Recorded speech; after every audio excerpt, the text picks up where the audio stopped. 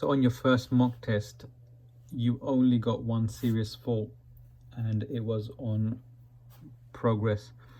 So I'm going to give you a couple of examples of where that happened. So you see here, there's a speedometer from the dash cam, but it's not accurate. It's under the speed limit by a few miles. So if it says 7, you're probably doing about 9, 10. Okay, so you're driving down this road, it's saying 9 on the speedometer, you're probably doing about 11, 12. This is too slow for this road. You need to make a little bit more progress. You could easily do up to 15 here. You see, it's just slow and it's just dragging when we could be making more progress. Getting to the end of the road, just slowly at a snail's pace, get in there. This would incur a minor fault. At the junction here, when you're looking left and right, looking for an opportunity to come out, this isn't where you'd be given a fault for going too slow. This is where you need to be going slow to make sure you're safely coming out, because there's parked cars everywhere and you can't really see. It's this kind of road where you're driving at 10 miles an hour, which is probably you're doing about 12, 13 miles an hour. This is too slow. Now there's a van coming. Now you need to start going slower. But before you see the van and the road's clear, you could be making more progress. Now we see a van or oncoming car, we're going to be going slower, and that's not a problem. So after the van passes us, we're going to be slow because we're coming out of like a passing place on the left. So your speed is really slow. Perfect, that's good. Now there's a bend coming up to the right. We can't see around the bend, so we're going slow. We're going, if it says 7, probably doing about 9 or 10 miles an hour. Okay, that's fine because we can't see. Okay, now we can see. Now you need to start making progress. You need to start making progress up towards the maximum speed limit, or what's safe, depending on how much you can see. You can see your speed is still the same as it was before when when we're going around the bend. This is too slow. This will incur a minor fault. You haven't made progress when it's possible to make progress. Like now, the speed is still saying 10, 9. You're doing about 11, 12. It's too slow. Okay, these are the places where you can make progress because the road ahead is clear. You could easily be doing 15 miles an hour here, and that would feel like you're making progress.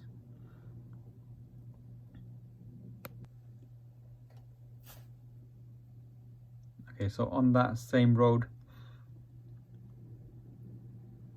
the road ahead is clear. You can make a bit more progress than what you're doing.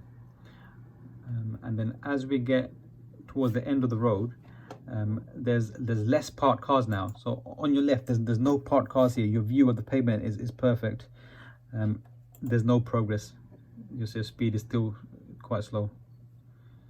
And you could probably get to the end of the road, to the giveaway, a bit more quicker, then slow down and take all the time you want to check to your right and left by just dragging to get there to the end. Okay, now this is just after we've done the parallel parking on the mock test. And this is where I said this is specifically where I felt it was too slow.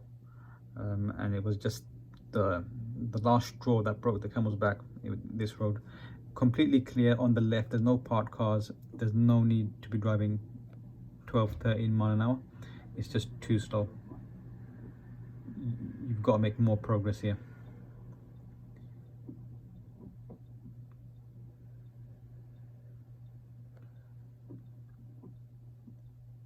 So it was just this last bit here that I felt the examiner, if they hadn't made their mind up yet, this would make their mind up in giving eventually giving a serious fault after the minor faults had tallied up.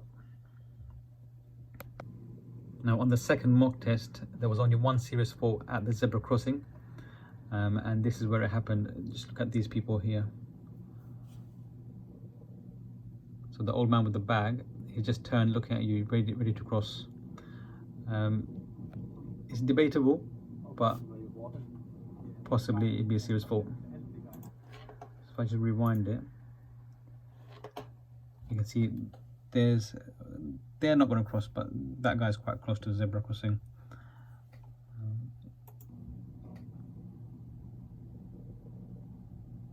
So now he's looking back to see if a car's coming.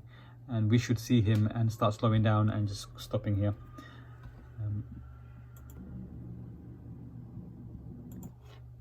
Rewind it again. At this point, because the guy's walking really close to the edge of the curb, we should be slowing down already here, ready just in case he does cross. And then we're going slower now, and now we've seen him look back at us, we should be stopping. Okay, now the one thing that could save you is the fact that he's not exactly at the edge of the curb. Can you see he's got about 1-2 steps left to go before he gets onto the road. Now that could be because he's elderly. Elderly people are more cautious. They want the car to stop for them before they start walking out onto the road. So this is what the examiner might consider, that the person, you know, isn't exactly on the edge of the curb ready to step off. That might save you, but you don't want to take this chance. You should really be stopping for this, because the guy has turned around and looked back at us. Okay, now the highway code says drivers and riders should give way to pedestrians waiting to cross, and must give way to pedestrians on a zebra crossing already. So the word should is quite questionable. But regarding the driving test, from my experience, when it says that you should do something and you don't, it usually leads to a fault. Now here it says should, and then it says must. So when it says must, that's something legally you must do. Should seems like it's optional, but on the test it's not. They will give you a fault if you don't do something that says you should do it.